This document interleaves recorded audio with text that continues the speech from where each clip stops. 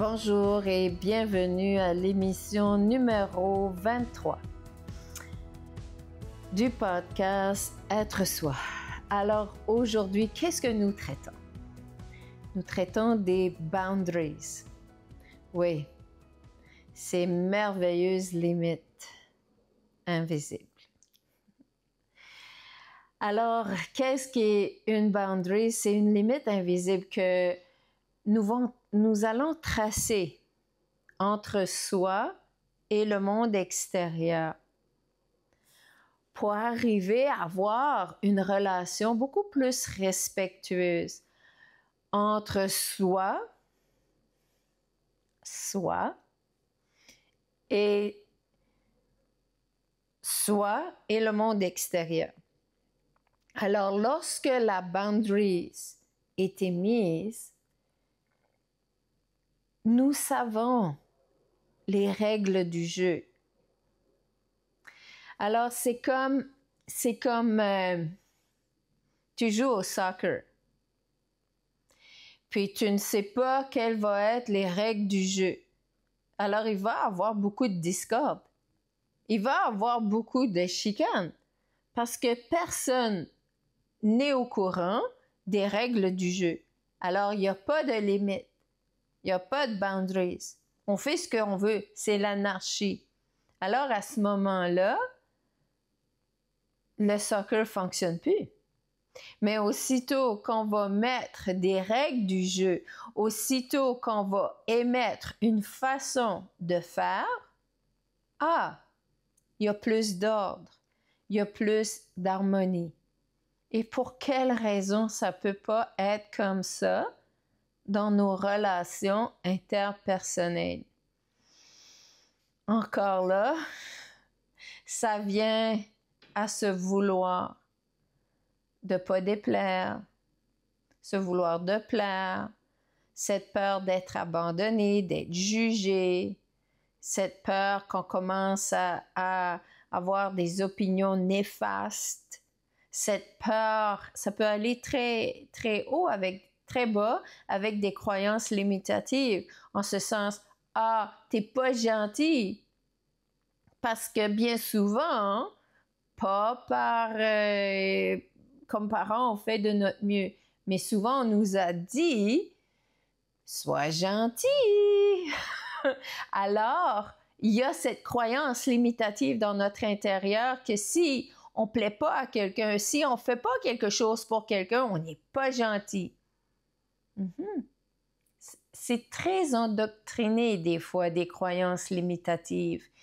Ou ça peut être aussi qu'on va penser qu'on est égoïste.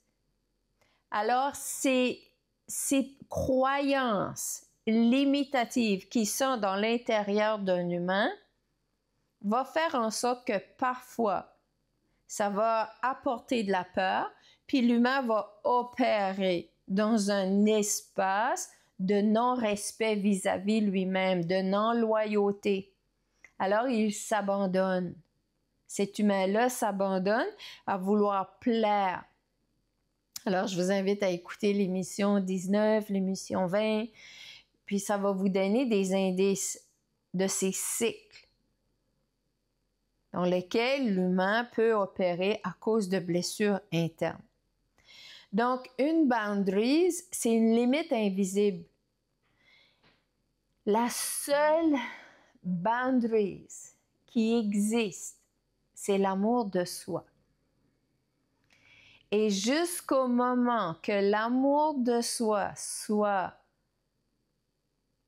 bien forte pour vous dire ou pour vous permettre de choisir vers un choix qui est aligné pour votre plus grand bien, jusqu'à ce que ce moment-là arrive, c'est comme si on a besoin d'avoir les règles du jeu. On a besoin d'avoir les règles du jeu pour définir quelles vont être nos limites. Et à force de le faire, un jour, votre seule limite sera votre amour. En ce sens, je devrais m'exprimer autrement. Votre seule boundaries, votre seule façon de vous accompagner vers un respect sera votre amour. Votre seule façon de faire des choix qui sont alignés vers votre plus grand bien sera votre amour. Merci. Alors, jusqu'à ce que votre amour est fort dans votre intérieur pour vous guider vers vos choix, à ce moment-là, vous avez à avoir des limites, des règles du jeu, des façons de faire qui disent « OK, ceci, je suis en désaccord. » Et pour un humain qui est dans cet espace, presque toute sa vie, a été dans cet espace de vouloir plaire ou d'avoir peur de déplaire, de vouloir éviter les conflits parce que on ne sait pas comment opérer dans les conflits, ça nous fait peur, ça nous apporte dans des espaces d'enfance ou de vie, de relations exaspérantes, où est-ce qu'il y a eu de la violence. Alors, c'est certain qu'il va avoir des réponses traumatiques. Et c'est certain que l'humain, dans des situations de conflit, il va répondre avec une réponse provenant de traumatisme. Alors, à ce moment-là, c'est sûr que l'humain veut éviter les conflits. Ceci faisant, l'humain va éviter de se respecter pour plaire à l'autre, va faire en sorte qu'il va tout faire pour ne pas avoir de conflit. Alors, un humain qui reconnaît ça d'un autre humain va péter des crises. Et parce que l'autre humain veut éviter les conflits, l'autre humain se tait, alors se rabaisse. Donc, cet humain-là finit par perdre beaucoup de confiance en soi. Alors, ça crée des dynamiques très toxiques. Okay? Donc, qu'est-ce que tu peux faire dans des situations comme ça? Parce que c'est pas évident de travailler dans une relation où est-ce que tu vas te sentir rejeté fois après fois parce que tu veux t'exprimer. Mais lorsque tu opères sans limite, ben, tu ne reconnais pas tes besoins. Alors, c'est toi-même que tu rejettes. C'est ironique parce que tu veux opérer dans le monde extérieur pour ne pas te sentir rejeté en voulant plaire, etc. Mais en bout de ligne, à la fin de tout ça, c'est toi que tu rejettes. Alors, tu peux t'imaginer jusqu'à quel point tu vas contre ton amour, tu vas contre ton respect. Parce que dans cet espace où est-ce que tu ne vas pas avoir de boundaries, tu n'es pas non plus dans cet espace pour combler tes besoins. Tu oublies tes besoins parce que tu te rejettes pour ne pas rejeter l'autre. À ce moment-là, qu'est-ce qui va se passer? Tu vas t'épuiser parce que tu donnes outre mesure.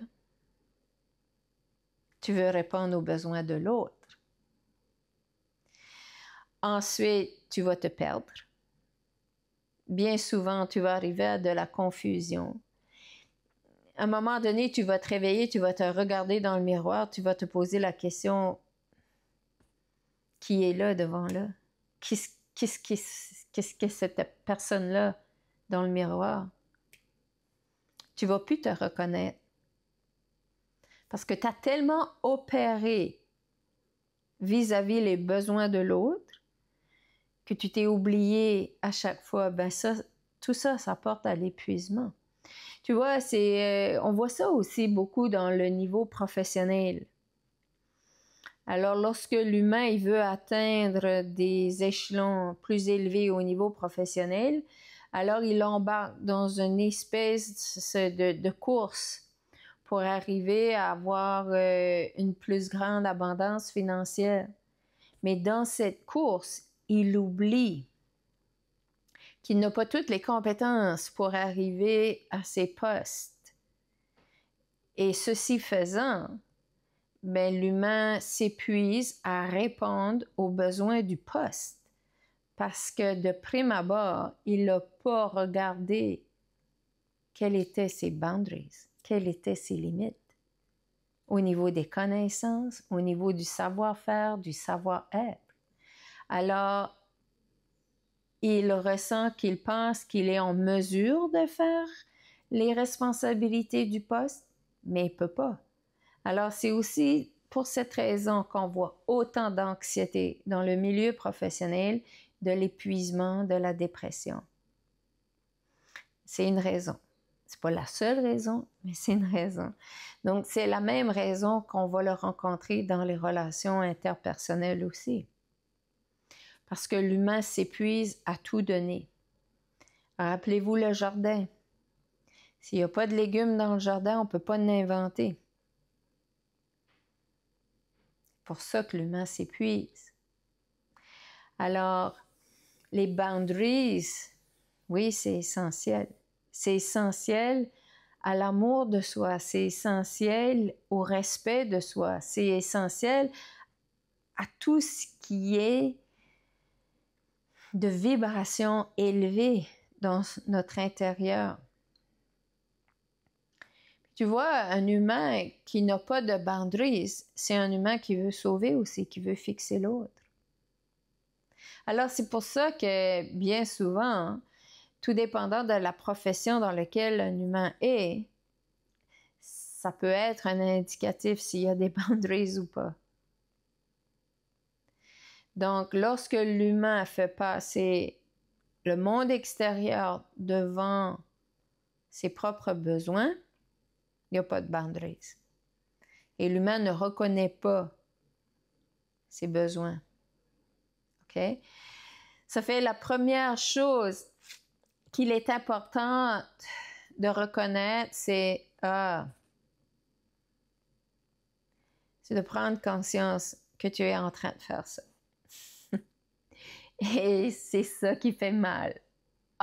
C'est comme ça que tu opères. Ben, c'est pas plaisant.